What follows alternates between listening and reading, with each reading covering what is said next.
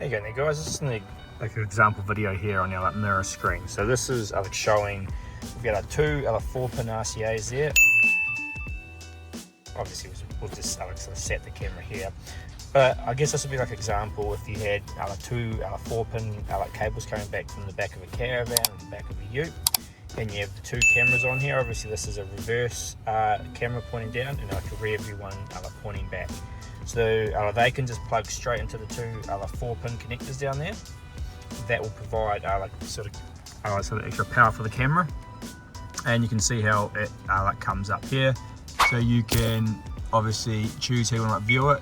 Now depending on the camera, because this is obviously a screen size like this, and the camera is actually collecting data like that, you can shift it around to see what you need to see. That's your rear view camera, and this will be your reverse one, I would imagine, because the rear view is normally a bit more zoomed in. So that's how you can use it like that. So you can have both cameras sort of showing, or you can have it one at a time, and switch between them easily. Also, this is recording the data, and if you do want to tap it off, you can just tap it off and have it as a mirror.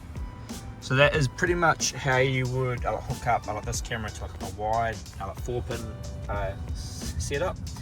And that green wire, you can see there's a trigger wire. You could hook that to 12 volt, and whenever 12 volt gets on like that, it's just going to show camera 2. So that could be on a full reverse for it.